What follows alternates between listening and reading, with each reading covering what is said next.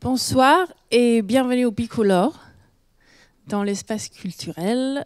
Je vais rapidement changer en anglais. I'm going to change and speak English tonight because we have a whole panel of Danish, French, British people. So the discussion is going to be in English. So welcome again, welcome to Le Bicolore and to this exhibition by SUPERFLEX called There is No Such Thing as Bad Weather. The exhibition is about climate change. We'll speak more about that. But it's a part of a whole season we've had here in the Bicolore about the Anthropocene era, about nature and humans. We had Dorte Mandrup, a Danish architect, from September till November, about how to build, how to do architecture with all the respect for nature and how to build it according to nature, not the other way around. And now we have the honor of having Rasmus from SUPERFLEX presenting this exhibition with 4 different works that all relate to climate change. And because we are an art space and a cultural space, we wanted to talk about climate change, but we haven't invited any scientists or any politicians in. We've invited artists and thinkers and activists and brand strategists. This panel that is going to introduce themselves in a second. And then Rasmus will do a talk about SUPERFLEX work and the work in the exhibition, and then we'll go into a discussion between you 3. So welcome to Rasmus from SUPERFLEX, Rosy Head from Picpus magazine, who edited this edition of Picpus, and William Skeaping from Extinction Rebellion. My name is Rasmus. I'm from SUPERFLEX. We've done this exhibition here. We are a studio, I would say, in Copenhagen. We are 17 people in the studio. We started out as 3. We work within the field of art, but kind of quite often slip over into other fields as well. And I'm here alone tonight. My 2 partners, Jakob and Bjørn, are in Copenhagen. And this is an exhibition I'll talk about in a little while, but kind of summing up thematics that runs as a red thread through our 30 years of practice. But I'll leave that for, after these 2 distinguished guests and hosts actually also have presented themselves and their work. I'm Rosy Head, so I'm from London, but I'm based in Paris. And I guess I would kind of call myself an interdisciplinary theorist, but I also sit very much on thinking and about how research gets turned into action through various projects, so that kind of divide between, I spend half my life now as an independent theorist and researcher, although I have been associated with various universities, and then half my other time working with individuals, organizations, companies, charities, and other kind of collaborations with people to figure out how best to turn that research into projects in the world that do various things. And I guess I'm here because I have just guest edited one edition of the magazine Picpus, which is based in London, which is edited by Simon Grant and Charles Asprey. And this was a particular edition they asked me to edit off the back of some research that actually I was on a livre grant in Paris during COVID, researching with Bruno Latour at Sciences Po. Which, and off the back of conversations of that, I then kind of edited this journal, which is when I met Rebecca, and it kind of coincided with Rasmus's show. But you'll find out more about, I guess, the kind of the connections and the interrelations with our ideas later. Thanks. Hi, I'm Will Skeaping. I'm based in London and studied art history long ago and ended up working at Google and then in the music industry for 10 years, working with lots of very difficult American rappers. And then found myself doing a tour of duty in advertising, and that obviously relates slightly to some of the images and ways of communicating that we see in some of SUPERFLEX's work, I feel. But ended up actually trying to move to Copenhagen, where while I was living in an apartment searching for a place to live, having rented one, the IPCC report came out in 2018, the Intergovernmental Panel on Climate Change report, that was very sort of scary at the time, and I was sitting alone in this apartment going slightly mad, and then rushed back to London to join the activist movement Extinction Rebellion, just when it had begun, and I ended up editing our movement's handbook and was very involved in all aspects of that. And I've now come out the back end of that, and I'm still very keen on climate and ecological activism and how we can move businesses forward. So, yeah. Yeah, thanks. I will introduce the exhibition now, and also this sort of publication that is on the table here. And then we move into a conversation mode. And if I talk too long, you just raise your hand or something, because it's a bit of a sort of sum up of 30 years of work in this show. And middle-aged men like me, we tend to sort of get into this groove, and then we talk about ourselves for endless amount of time. So I'll try and avoid that tonight. But nevertheless, when Rebecca initiated this exhibition, it seemed like maybe a moment to try and look at 30 years of work, where there are things in particular periods of what we have worked on that have relations to each other, and specifically in this exhibition you have works that relate to climate in various ways. And a long time ago, when I was a young man, I met Bjørn and Jakob. We lived in a collective together in Copenhagen, and we all went to art school, but were slightly confused because it seemed like art and the role of the artist didn't really fit any of our personalities. And this was not a deep conceptual concern of the role of the artist. It was more like we are all sort of children of the 70s in Denmark, where there was a very sort of, you could say, progressive pedagogy in schools. And we were always taught that if you were confronted with a problem, then you form a group, a kind of swarm of sorts, and then you solve it. So we were sort of confronted with this sort of what seemed to be a problem, art, and it seemed natural to sort of form a group around it and try and solve it together. And we were also living together at this point, so in a collective, and it not from sort of Maoist reasons or things like that, but more like just practical. It makes sense to sort of try and figure out what it meant to be a young person in a sort of collective way. And the role of the artist, as in the way we were presented with it at the Royal Danish Academies, just also seemed kind of a little bit out of touch with everything that was happening around us. This was the birth of the internet was happening, file sharing online, everyone kind of cooking up things together in a sort of way where you never really knew who was the author.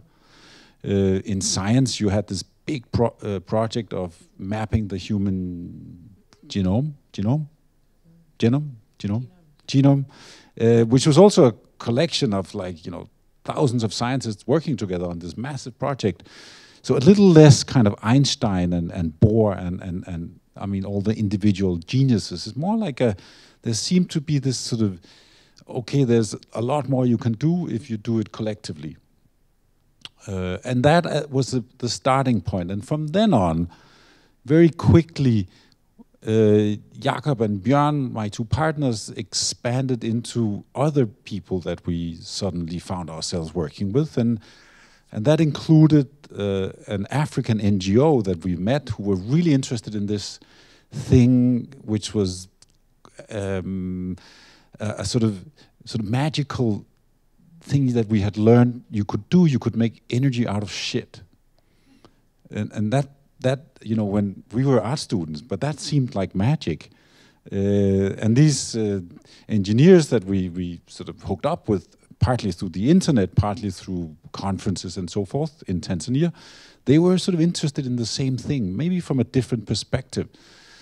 But nevertheless, somehow climate had started becoming a kind of, this is like mid-90s, an issue that was a concern of such. And it seemed like, you know, almost like a kind of tech problem that just needed the right sort of technological answer. And we thought we had that, together with this sort of a group of Tanzanian university teachers, actually they were. And that answer was that everyone had to become their own energy producer. And if you would do that we would all make our own energy, then you would become totally independent on fossil fuels, oil companies and so forth, and everything would change. So through technology, you know, you could change the world somehow. So we spent most of our time as art students building various versions of this dream of a perfect biogas system. Our studio in the sculpture department at the Royal Academy of Art was full of pipes and, you know, stuff that had very technological character, and the professors would come in like slightly concerned and, are you sure this is a good idea? And we were like, this is magic, it's going to change the world. But what about art? And we were like, we'll worry about that later. And honestly, I felt at that point we would probably be thrown out of the art world, you know, for this. But who gives a shit? That's okay, you know. We'll kill fossil fuel dependency. And then we worked with that, and it kind of also, we realized how difficult it was, in the sense that nobody wanted to invest in any of this. We had to do it, you know, we went to the bank and borrowed money to be able to do these things, and it was difficult. And we never kind of got the investment that enabled us to have like 20 German engineers who could sort of make this thing into a product. And it stayed on this sort of prototype level. And then came the zeros, where a kind of, I would say, melancholy appeared, in the sense that we realized we were not going to fix this. I mean, I'm also talking about myself in the younger version, very naive, thinking, you know, I can fix this in a kind of Elon Musk sort of stupid way, that this is, you know, just the right tech, it'll all be good. And it didn't work out. It didn't really happen. And we went to all these different places in the world and set up these prototypes, and people started copying it, and that was great, but it didn't happen on the scale that we wanted it to. And then came the zeros, and we made this movie here that's running here without sound, where it seemed like the world was coming to a sort of acknowledgement of all of this happening. It's real. It's not a kind of conspiracy, crazy thing. And the financial crisis also happened in 2007, and Hollywood was spitting out all these sort of movies about the end of the world, like usually something with aliens or terrorists or something like that. And we wanted to make a sort of mild Scandinavian version of all of that. That's something that it's dramatic, but it's also not dramatic. There's no people. It's just this McDonald's restaurant slowly being flooded. So it's kind of the acknowledgement phase where you realize it's real, it's happening, and this movie is really a lot about that sort of sentiment.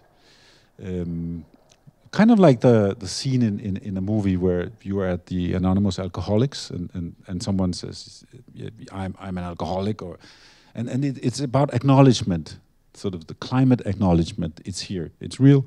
The best we could do is to just acknowledge it and then sort of get on with things. And then after that, in the next period of the work of SUPERFLEX, it seemed as if maybe there was a combination of these two periods in the sense there was the technological fantasies, the utopian visions of human rationale and engineering can do magic, and then this sort of melancholic acknowledgement of we're all gonna die. Maybe there was a way they could sort of meet. And then we are from basically, Denmark is a low-lying country. We're basically an island of sands. I mean, a lot of islands that are basically mud and sand. We'll be the first to go when the water is rising. But also a fact in Denmark is that we actually built our cities and infrastructure partly on the basis of stones that we fished up from the sea. Our ancestors for hundreds of years fished up stones and built houses and infrastructure with this. 55 square kilometers of reef, stone reef we removed. So we thought maybe this is a kind of also a cue to sort of maybe thinking of this is actually something you could potentially build back. You could start thinking of actually that there are ways of constructing houses for fish.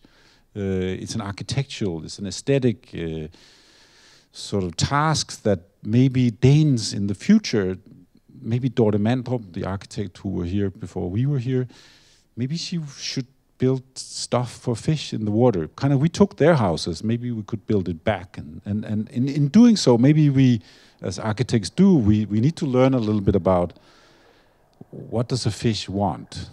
Does it want a curved space or a squared space or pink?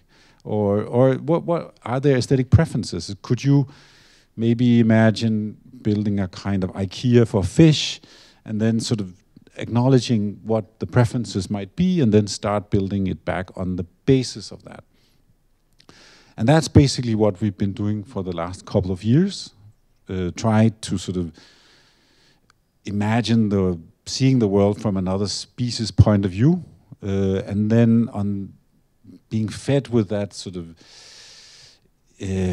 information of how other species see the world, start building stuff for fish. Also in the sense that I am trained as an artist, a sculptor, and knowing the facts of how things are moving in the world, you know, stuff that I potentially will be making, sculptures or whatever, will be underwater if the water keeps on rising. So as much as you could think of that you're making things not just for people, but with people, maybe the same thing could apply to fish and other creatures, that maybe you could take the perspective of another species into an aesthetic practice. And what would that then mean? I don't know. But that's what the studio is sort of trying to do at the moment. So these works that are in that part of the exhibition sort of deals with that. So in a sense, wrapping up, and then I'll leave it to you. I would say that I started out as a art student, confused art student, and then Bjørn and Jakob was around, and we formed a group, like we had been taught to do, like a sort of Danish militia. And then the artistic integrity that you know was within me kind of landed somewhere in between me and Jakob and Bjørn. Like, you know, the practice became collective. It was no longer within me. It's not. I'm not making art about my childhood or traumas or something. Something in between me and Bjørn and Jakob. And that space then grew to involve other people. And now, and that's the hope as of now, other species as well, that you could potentially consider that, you know, could you make art with a fish? So that's what we're trying to do at the moment. Yeah. Super Thank you. interesting. Thanks. There's a, I mean, the great thing about your work is that it communicates very, very simple, so very complex messages, or very sort of, I guess what you call hyper-object size problems in really kind of accessible ways, and the message is nuanced, but it's visually compelling. And I wonder if, I mean, I'd love to hear from Rosy as well, particularly. How did you get into the climate? How did you decide to bring climate into Picpus as a topic for communication, to bring that across, or in general? That's just in general. How did I get into climate? No, I mean, how did you bring climate as a theme into Picpus as a publication? The lead up to it, I guess I touched on it before, which I am a total interdisciplinarian. So I have spent my life studying and practicing many things. I started off as a physicist, then was an architect, then have moved through fine art, politics, philosophy, and I seemed to not be able to stop. And this really troubled me for a while because I didn't fit in the world. And you know, it's kind of very funny, but also like a deep kind of existential angst of what am I doing when everyone else is studying one thing and really kind of digging their heels in, making a career of it. And I'm this kind of, I can't stop learning. My curiosity is just out of control. And it's actually taken me to this age, and maybe the world, to reach a point where we've kind of collided at a point where I did end up researching with Bruno Latour, with a very interdisciplinary bunch of people. And actually, the world has finally realized that enormously complex problems can't just be disciplinary. And so I guess I've reached a point of consolidation, especially when I've been living in Paris since 2019 here, where I was able to actually kind of bring together and start to translate or explore ways of translating between different knowledge sets around problems that would enable, hopefully, new ideas and more effective solutions to come out of them, or even if it's not a solution, simply a more interesting or more pertinent question. I taught architecture for a long time, and that I ran a speculative future studio, which was very much about world building and bringing different knowledge sets together, whether it's politics or economics, science, technology, art, design, to ask the right questions and then use design as a kind of critical tool within that. And I guess I kind of have shifted out of that more into real world situations, although a lot of what I do is still very theoretical. And I was kind of, I think the work that I did at Sciences Po, I ended up doing a series of interviews with Earth system scientists. I was actually looking at an object of the nuclear waste entity, of all things, and thinking about, is there a way in which this might be a more, instead of just the age-old argument as, do we believe in nuclear power, do we not believe in nuclear power, actually, can we look at this object in a completely different way and start investigating it and kind of turning it around on its axis to say, is there something else we can get from this? Regardless of what we think about nuclear, knowing what's going on in the world around us, can we kind of start to put slightly strange things up next to each other? And so I started to look at it as, what if I started to interview a whole series of Earth system scientists about the research that they were doing, what place does something that has a very temporal and spatial dimension to it that's very different to other types of matter, and it's also we've extracted something and then we bury it back down in what has historically and still is thought of the deep biosphere, which is everything underneath the Earth's surface. as completely inert. But through my investigations, talking to microbiologists and hydrologists and geologists and meteorologists, it's, you know, nothing is inert on this world and on this planet. And so I guess the research really, although I left the nuclear object behind, that was simply a starting point to say, can we start somewhere and end up somewhere different, was very much about the thing that really came through the research was these Earth system scientists, although they're even scientists who are working in a field of science, which is very much about ecosystemic thinking. So the hydrologist knows that they've got to talk to the microbiologist. They can't even communicate very well. It's very difficult because each scientist has a very different set of models, parameters, spatial and temporal ways of thinking. And then to try and communicate their results and what they're thinking to these other scientists, there's difficulties, and this is essentially what I was asking them. And so then my remit really expanded out from that, and it actually, the fascination with the conceptual frameworks through which we each see the world are so fundamental to the way in which we function in it, whether that's the school we've been to, our parents, our upbringing, what we studied at university, or what we end up doing as a career, what books we read, whatever it is, what era we're born into.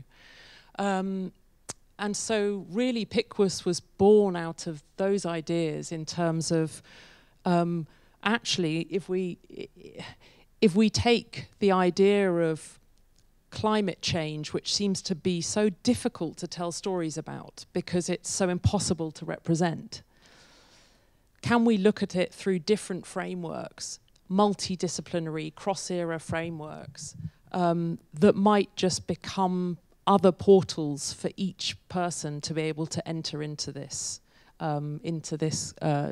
subject in a different way? And that's kind of a long-winded way of where it came from. No, really interesting. Particularly, I'd like to ask Rasmus, I'd like to ask if because you have three sort of clear themes of sort of centric ways of looking at some of these problems. Do you want to talk a little bit about those sort of three ways and how they relate, if they do, or if they are in antagonistic sort of relationship? Well, I mean, that's part of the idea with this show that we would invent. This is like in the aftermath of things you invent, you know, what do they really mean? But also in this book this is actually a book reception. That there was this sort of technocentric way of relating to climate stuff, and in the sense that what we did with this energy system was an attempt in that, like this sort of techno fascination that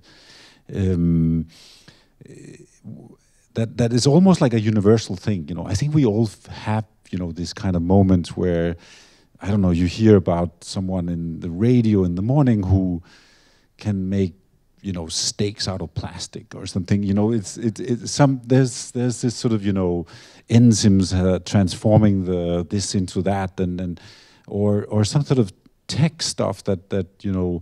And then at lunch, you sort of you realize this was a hoax. That's not possible. You can't make, you know, steaks out of plastic, and you become depressed, and you in that sense that the Flood of McDonald's represents that sort of mental stage. And that's the sort of anthrocentric. The anthrocentric, like you basically you realize how catastrophically humans are behaving in the world, and there's a melancholy and all of that. I think that's a universal thing as well. And then maybe at dinner you sort of mitigate a little bit. Maybe, you know, maybe you can't make steaks out of plastic, but maybe you can make bricks. So there's this sort of, and maybe these bricks are not just, you know, something that's good for humans, but they might also be good for squirrels or something like that. So there's this sort of, you know, in the book we call it the sort of ecocentric mode, where you sort of start understanding that you can look at the world from different perspectives, and that actually makes things more fun also. That there is this sort of, I mean, in the sense, I went to art school, and one of the first thing you meet in art school is the Leonardo da Vinci's Vitruvian Man, this sort of, you know, character in a circle that looks like Jim Morrison, this sort of perfect human, a man, of course, with long hair, and, you know, the one who was into space. Yes, that one. It's the Renaissance. It's, you know, this is good shit. You know, blah, blah, blah, blah.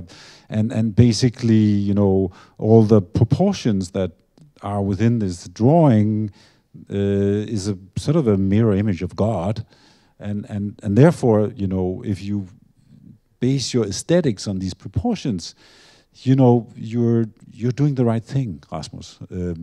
And this is basically architectural DNA. You know, we build our cities, we build our, you know, visions of what beauty is on the basis of ideas of this character, all very human-centered. And when you go into this, in the exhibition here, third stage, where I don't know if it's a term, maybe we invented it because English is not our first language, so, but this ecocentric mode, you actually learn that the world becomes a more fun place, that, you know, all these humans, you know, they start becoming a bit boring, but if you sort of try and imagine the world from another perspective, it's actually more fun. So I'm optimistic also as to that sort of third period of trying to sort of shut up and listen a bit more to not just humans babbling, but other things. Yeah. Rosy, you've got a piece by Merlin Sheldrake in Picpus this issue. Is that how did you choose to work with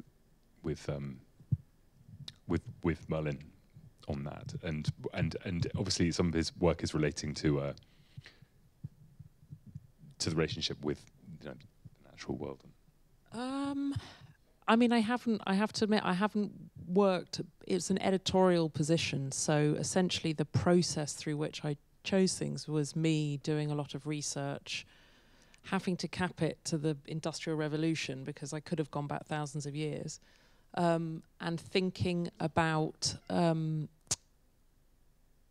basically the selection was cross-era, so I think the earliest text is 1809, cross-disciplinary, so making sure it's everything, you know, it ranges from poetry and fine art to biology, botany, law, anthropology, philosophy, politics. And I guess Merlin, and also it's global, so it's global in its outlook from every continent.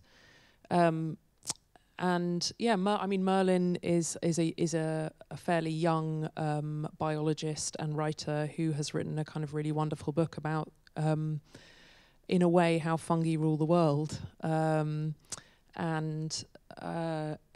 there's a short excerpt of his book in that. But in a way, for me, the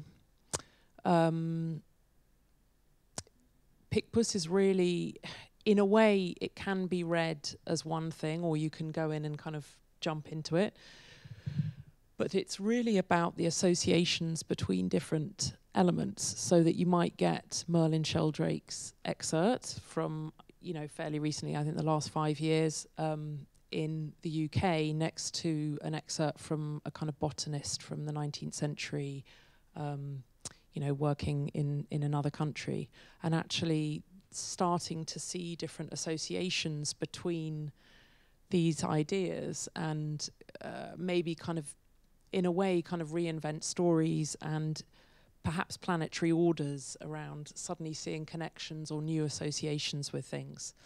And I guess that kind of, that it's in a way it's similar to your work, and it was a question I wanted. Interesting, you asked. You mentioned the kind of the perfect man, because obviously, yes, the whole of modernism has been based on a totally rational human male, which we know doesn't work anymore, and possibly never existed.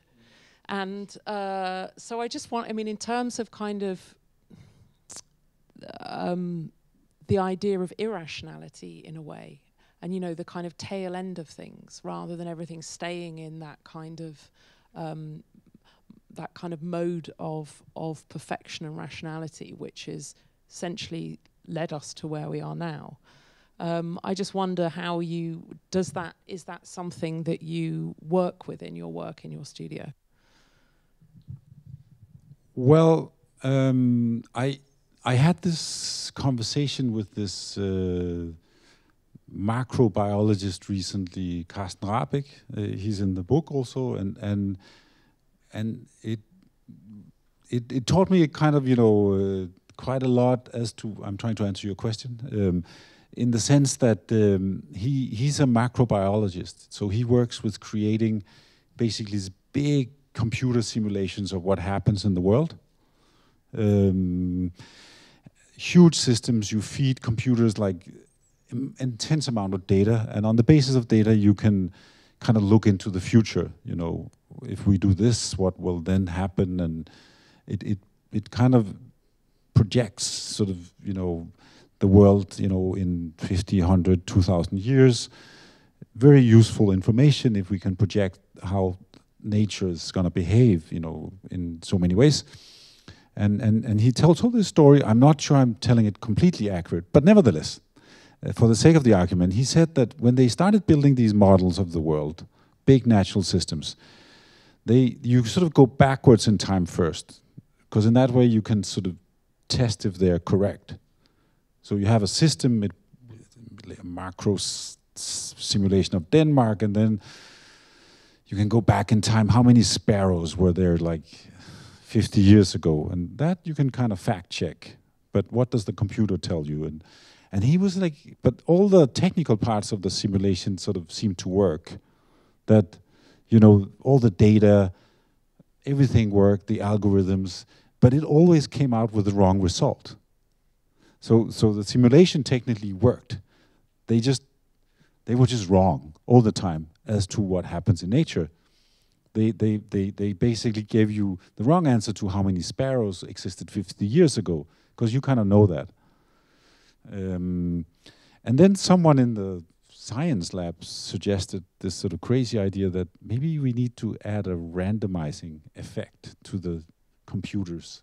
So they started throwing in a randomizer. And then suddenly the simulations worked. Then they were right that for, you know, things to be true, you needed randomness, which is a philosophical weird problem. I mean, I don't know what that means, but nevertheless, you know, they had to add an element of irrationality for the simulations of the world to make sense. So I like to sort of think that, well, actually, I kind of know that process from aesthetics also, because in a process of artwork, creation of sorts, it's sometimes similar. It's as if you need a sort of unknown, otherwise it just ends up boring. How do you disturb your process? How do you sort of shake it up? There's different ways. Like sometimes, like we have made stuff where we tried to work with people who were, you know, from not the art field, to sort of disturb the process. Someone who knew nothing about art to sort of come in and kind of have some sort of say in the process, to have a randomizing element somehow, and it always seems like the result comes out kind of better compared to if I had just chosen everything. Is this particularly thinking of your work with contracts as part of that, where we were talking earlier about one of your pieces where you got do you want to mention one of your favorite contract works? I don't know how I have a favorite, but one's been most effective. Let's just say, I mean, we had a lot of problems with the law at a certain period. Basically, not a lot, but some problems, legal issues. It actually ended up with we had a razzia in our studio in Copenhagen. The authorities came and judges and authorities and police. Basically what we were doing was a bit like this kind of stuff. We were using corporate identities that we hadn't invented, and for artworks, and that's a very gray area legally. So we made copies of things. For example, we made a copy of a famous Danish designer lamp. Now I'm choosing my words correctly because this is legal stuff here. But the company, the PH5. I'm going to say the word PH5. It's almost like a religious object for Danes. We all grew up under this lamp, modernist lamp, that a famous Danish architect designer made. And when he made it kind of as sort of the idea for being the lamp for everyone. Basically, industry would provide, in the 20s and 30s, industry would provide good design for the working class. That was the vision. Then it became this kind of middle-class designer object. When we were making this biogas system, we were being asked by some of the farmers, this was in Thailand, northern Thailand, it would be nice to have a not just cooking use of the gas, but also a light. And we were like, yeah, that's a good idea. And what kind of lamp should we then make? And well, I mean, we're Danes. Why not a pH lamp? No one had. There was no pH lamps around. We were like in the countryside in northern Thailand, and someone suggested, let's just make one. It's kind of, it's easy to make. It's like, it kind of has the shape of an Asian wok, right? It's just cut up in different parts. So we just cut up some, frying pans, like this sort of Asian, what do you say, woks? Wok. Like holes in it, and then connected it to the biogas system, and there was a PH5 biogas lamp,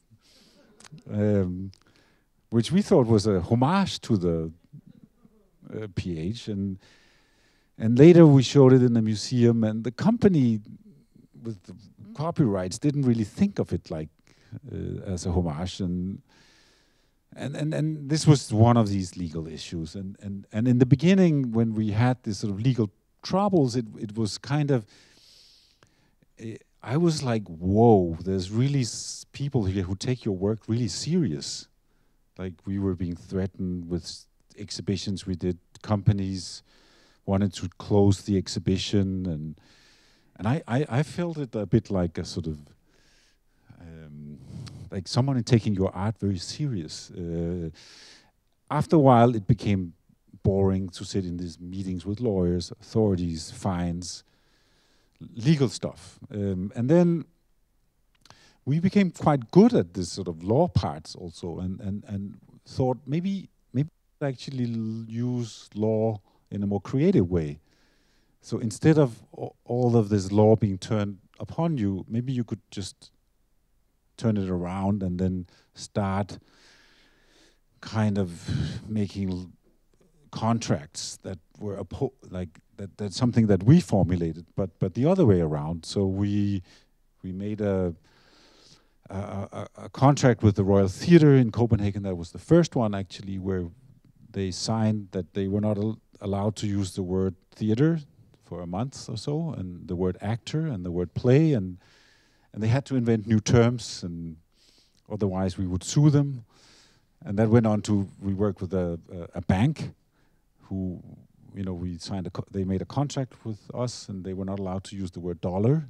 It was a bank in New Zealand. So and they had to talk about money in a different way. So it was trying to use legal methodologies in a sort of creative way. So yeah, that was the contract part. Yeah. It's really interesting when we talk about this idea of sort of laws, because obviously what we're dealing with climate change and ecological crises, or particularly in climate, is the laws of physics, and they are, not going to change just because we want them to. So I think it's really interesting when you've got introducing any kind of ability to show how laws can be flexed and pushed and how they can be rearranged in order to make a statement that just I guess that sort of almost leans into sort of activism, because you are able to show people that these things are flexible and that you can push them further, and there's a sort of space there. But also, maybe this is a question for you then, that because you mentioned also you had worked in advertisement. Yeah, my sins, briefly. And then you took the sort of the dark side of the force and applied it to something else, right? Or did I misunderstand? No. I definitely spent some time within Extinction Rebellion and within sort of climate movements thinking about how these things can be scaled. And that's the sort of brand strategy hat that I've now got sort of stuck on my head. But yeah, with advertising, I think I ended up organizing a protest at the Advertising Awards in Cannes because I feel very strongly about their part in the climate and ecological crisis. But yeah, I think again, it's like, how do you communicate these hyper object size ideas like climate change, system change, and I think it's so big and so vast, it's almost impossible to tackle them in any meaningful way without appearing to be privileged if you think you can change a system, or frankly mentally ill if you think you can understand what climate is. Is it the weather in China? Is it the crops? No one's quite able to sort of pin down these. They're just too big to get your head around. So I think there's something really nice about codifying and making concise ideas that can help sort of push forward towards some sort of change. And I think that's where the sort of advertising logic, it can be really useful. It is, however, that the language of it is kind of very familiar to people. And I find that the bombardment of messages we get in our lives means that when you add more in the mix, they aren't necessarily picked up. And I think that's why bringing a sort of these very strong visioning elements to a message goes so far, but to vision something like a flooded McDonald's can sort of bring home that idea, particularly when McDonald's has got such iconic sort of iconic advertising, and we all know the logo from a million miles away. But well, I mean, maybe I'm just curious here. Could you take us into this, in Extinction Rebellion, when you sit and talk about these things and plan these actions that, has gained so much sort of audience globally also. But I'm just curious as to the anatomy of those meetings. I mean, do you sit and say, for example, no, this is too complex, we have to simplify this? Or, I mean, how do you conceptualize that process? Or, I mean, how does it work? How many people are you in a secret meeting of that character? What do you eat? There's a lot of hummus and a lot of pizza bread gets eaten, and there's a lot of weirdly Oreos turn out to be vegan, so you can have those. Sorry, not when yeah, they do have palm oil, so that is a little problematic. But chocolate bourbon biscuits are actually the ones I was thinking of. Sorry, that's the chocolate bourbons, not Oreos. I take that right back. But they're a useful, energizing snack, and I wrote about them in our book actually that we did for Extinction Rebellion. But yeah, there's small groups, and the real value in Extinction Rebellion is that the media messaging goes so far, but it's frequently the old age pensioners from the provinces of Britain who are prepared to put themselves forward for arrest. It's the people who are actually prepared to go out there and risk their freedom in order to get that change, and that's the real value. So frankly, looking at their sort of safety and their well-being within that process before necessarily even thinking about the kind of media and messaging side of it. But that is just so important, because while those people are being arrested, while they're frequently being dragged off the streets for blocking a road for a very small number of minutes, not enough to really do anything bad, but enough to send an incredibly strong message, someone has to be there to send and deliver the photos that will hopefully fly around the internet and get that point across. And it's that really weird intersection of of someone doing something, an activist moment, a bit where,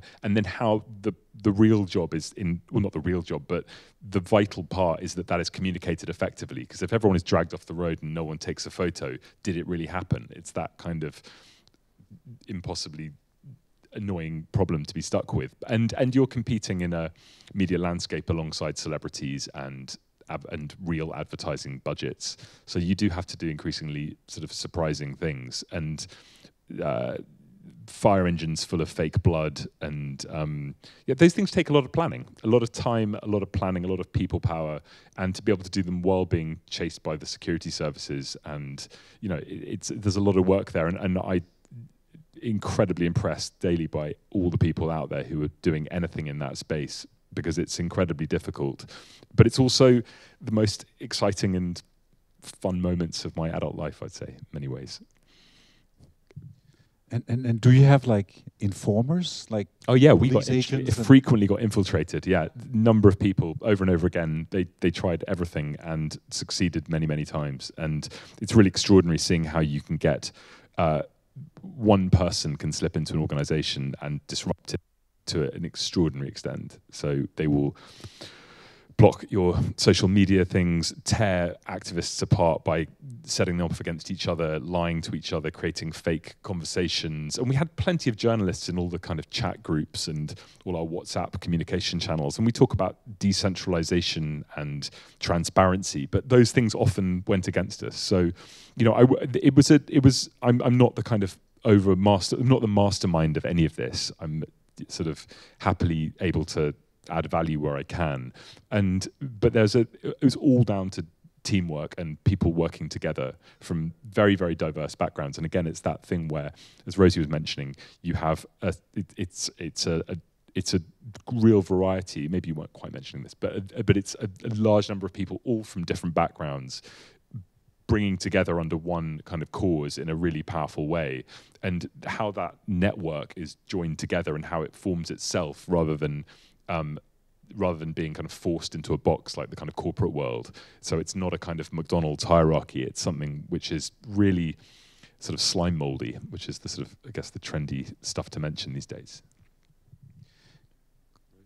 Could I also ask the both of you, actually, like, you both spoke about the complexity of speaking about this sort of climate stuff, because it is like such a, where do you even start? How do you even tell a story about it?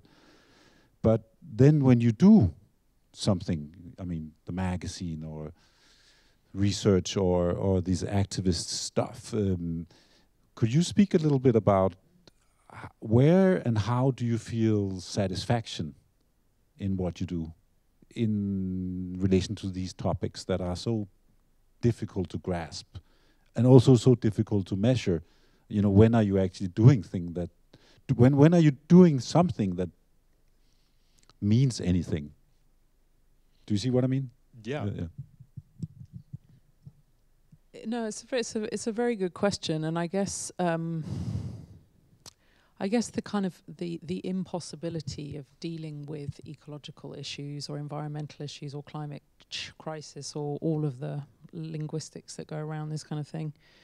I've got a kind of, is an interesting example, which is actually one of the excerpts from Picpus, which one of the interviews I did was with a microbiologist, a geomicrobiologist in Germany, in Potsdam.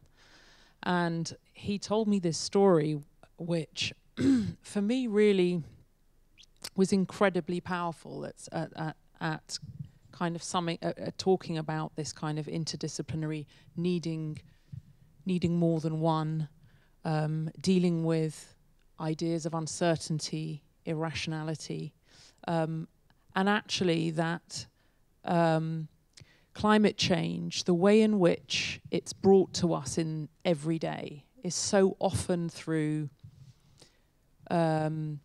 political jargon, products, electric cars, 1.5, the COPs, all of this stuff, which is incredibly corporate and incredibly linear, and actually really fits in the modern man pathway of modernism with a capital M, and it's kind of its pathway to progress. And anyway, this Jens Kellmeyer, this geomicrobiologist, he told this great story where they are like the world experts in early warning signals for tsunamis, and they had this whole system in Indonesia. They have a very, very high risk of tsunamis in the north of Indonesia, and all the research was there, had everything, but then they were like, how on earth, how do we implement this thing? So they went out there a lot of times. This professor of geomicrobiology, who was absolutely top, went out there and then was like, well, maybe we'll just give, everyone's mobile phones. They'll get an alert, but then not everyone in North Indonesia has a mobile phone, and it's not always on, even if you have one, or some signal failure. So they were like, okay, well, we need speakers. They were like, well, we can't put speakers, things get stolen around here, and anyway, we're Western, and this part of northern Indonesia, for a start, hates Jakarta because they're wanting to break away from Jakarta, let alone Western influence that's coming in saying, well, we need to put some speakers on here. So then they were in this real pickle, and they were like, well, what do we do? So they were like, well, let's go and talk to some sociologists. And then they went and found some sociologists, and they sat around and had the discussion, and they were like, actually, we need to talk to some theologians. So then they found some theologians, and then they were all sitting around, and then they realized that that there was a built-in speaker system, which was on all the mosques. How on earth do you get some Western German scientists to get their early warning signal through the North Indonesian mosque signal system? Well, they realized they had to find this top theologian, who then went and tracked down the local mullah, convinced him that what if they could do this and actually effect this research into this system, that it would save thousands of people if something did come. The mullah was then convinced. He issued a fatwa to say that they had to enable, each of these mosques had to hand over their speaker systems for this signaling system, and that's how it got put into place. But that for me is where you get research into action, you get proper local to global thinking, and actually climate change becomes an incredibly cultural, social problem, and not a problem of simply science and politics and economics, which is basically what we see today. That's absolutely what we get given every day. And I think what's interesting, about the work, your work as an artist, and I think it applies to your work as a kind of activist too, and kind of what I was talking about earlier about these different ideas, is that, what if ideas and these other types of thinking were given as much prevalence as the physical infrastructure that we always hear about? Why aren't we all having electric cars? What's happening with this power station? Everything, if you think about the objects and the language and the ideas that we are constantly bombarded with, it's actually the opposite of that Indonesian story. Then you start to ask questions, well, what if it's all these invisible things, that we haven't, that aren't allowed to come to the fore? And then what questions would we be asking? What would we be teaching our children in school? What kind of books would they be reading? How would they even think about themselves in the world? What if companies and corporations and governments were suddenly asking different questions that gave them different research, that then enabled them not to just think about new products to layer over the systems that already aren't working, because we know they're not working, and actually suddenly completely rethink the distribution of resource? But they don't seem to be doing it. For me, that's a really strong thread, I think. I don't know what you think, but it's a strong thread that I think is really nice, that ties into the different practices that I think you two and me are all kind of trying to employ somehow, to kind of turn that thing on its head and break down those usual kind of forms and methodologies that seem to have reached a complete impasse. I think it's just following on from that, that there's a real risk of not making space for whatever's going to come next in the process of driving forward change. And when you do have people bombarding with these messages, with these techno sort of solutions to problems, it kind of creates a distortion in really what success is happening and what's taking place and how effective it's really being. So we might talk about carbon capture technology that is millions of years away, still a long way, or nuclear fusion, which has come up a lot recently, and it's always 30 years away and it's still not quite there. And really, it's really important, I think, and particularly in activism and within that world, to make space for the next thing, to realize when you're not adding value anymore, and to step away and to step back so that whatever it is can come forward again, the next thing can come forward and drive that further. And I think that's really important, looking at and understanding whether or not what you're doing is working. And the reason I didn't get involved with climate activism for a long time was I kind of thought it was all under control. I thought that Greenpeace asking for £3 a month from my bank account, or Friends of the Earth, or whatever it was somehow going to sort of had it all under control. And I think that's sort of probably because I partly brainwashed myself by advertising and partly having a very privileged life in central London. But yeah, now that Extinction Rebellion has made a big push forward and is now taking a break, it's stepping back, and in England have decided and very publicly announced that they're going to essentially take a big break from the activism on the streets. And then everyone who's been saying, oh, well, I really support your message, but I just don't support the actions themselves. There it is. There's the challenge. You go, okay, right, come and join us. Come out in April for a non-disruptive protest this April. And there's the challenge. It's saying, okay, if you really think that, come along. Let's see if you're actually going to do it. And I'd be really interested to see if those people do make it out and do go and support. But without that space to do that, without that sudden shock that no one is coming to save us, then I think that's a really kind of, it's a really important space that has to be held or not held, as the case may be.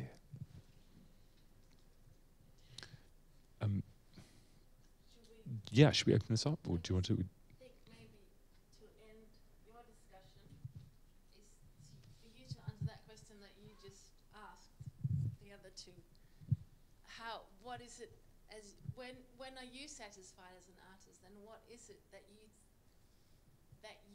because I imagine you've talked about how your art are tools. You're not talking about your own inner life. They're tools that people can use.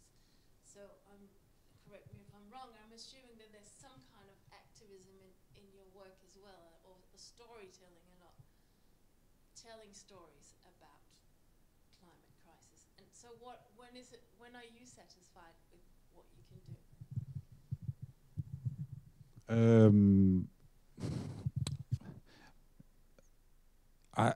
I mean, I would say before I went into art, I actually had a very short career in the sort of activist, environmentalist movement. It was a group that was dealing with rainforest stuff, like early 90s in Denmark. I had been to these areas where this deforestation was happening, and I was able to supply with some contacts and stuff. So I made this kind of rapid sort of way through this sort of activist circles, and maybe a bit too fast. So I was put in this meeting, I was 21 or something, with the Minister of Environment that came to Denmark from Malaysia, because some of these campaigns were starting to work. People were starting to boycott tropical timber, and then this Minister of Environment was coming on a sort of charm offensive to sort of say, no, we have it all under control. It's good, it's good timber. And then me and this other guy went to this meeting with him, and we were prepped very carefully by the Danish Foreign Ministry. Look, I mean, you have to behave properly, and we knew everything about this guy. We knew he was completely corrupt. We had all the facts on him. We were just ready to just crucify this asshole. In this meeting, I had all the facts. I knew everything about this man. I knew he owned logging companies. I knew which one they were. So we were just all fired up, like two kids. Like, whoa, this is cool. Like, is this how this activism thing works? You know, we were just 20 in our early 20s, and we get to go and crucify this politician. And then we went to this meeting, and it turned out completely different, of course. And basically, we came into the room, and this guy gave us this poetry collection that he made a poetry collection about how much he loved the forest. And he sort of, what's your name? And I'm like, Rasmus. And he signed this poetry book to me, and he read a bit from it. And it was, and all these facts that we came up with afterwards meant nothing. It was just like, we were just sort of, these stupid poems sort of just cleared the table and the room, and everything that was said after that meant it just fell on the floor. All our facts. I was so depressed that, wow, it's like, it doesn't mean anything. Facts, it doesn't matter. You can be, kicked out of the room by a stupid poem. And that's when I decided, sort of partly also, to study art.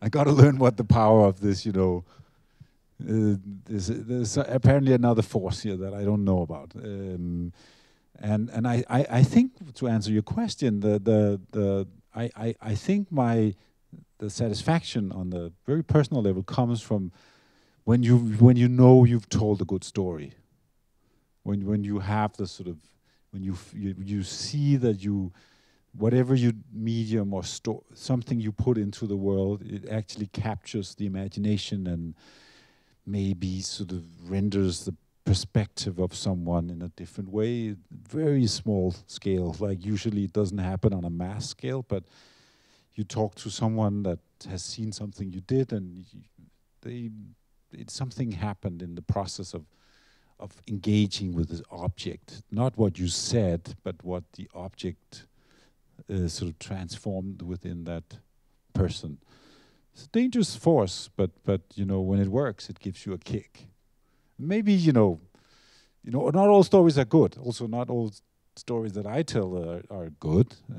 But when it works, you feel it. And I guess, comparing it to advertisement, you guys know that feeling also. When you tell something, when you see this is actually transgressing something on the other's end, it is a kick. For sure. Not an ethical kick. I'm completely aware of that. I mean, I'm speaking about myself here also, but when you see it's working, then it's magic. Yeah, seeing which messages get out there and which ones sort of land with the public and which ones don't. I think that's the really the exciting bit, and so much of it is trial and error and A/B testing, and you don't see that bit because you see the bit that works, and that's the really exciting stuff. I guess. Thank you very much. Is there any questions from the public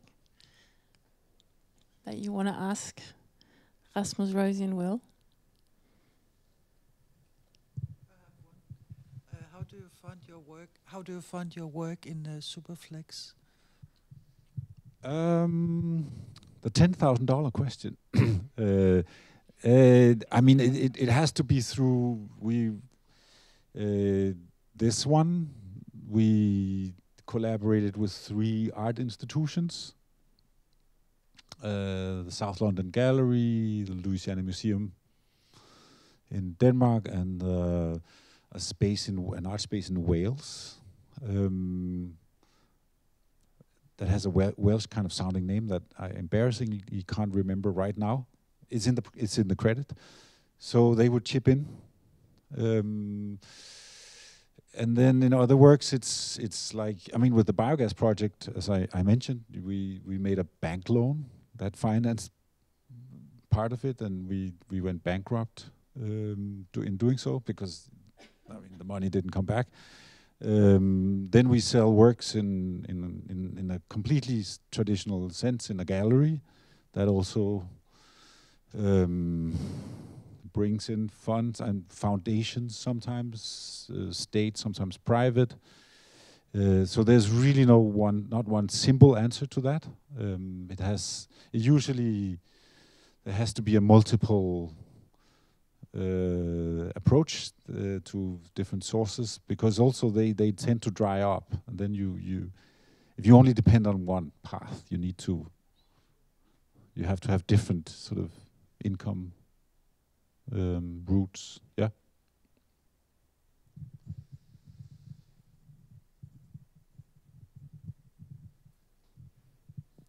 Any other questions for the panel? If not, then I'll invite you out for the bar and you can have a drink and continue the conversation. Thank you. Thanks very much.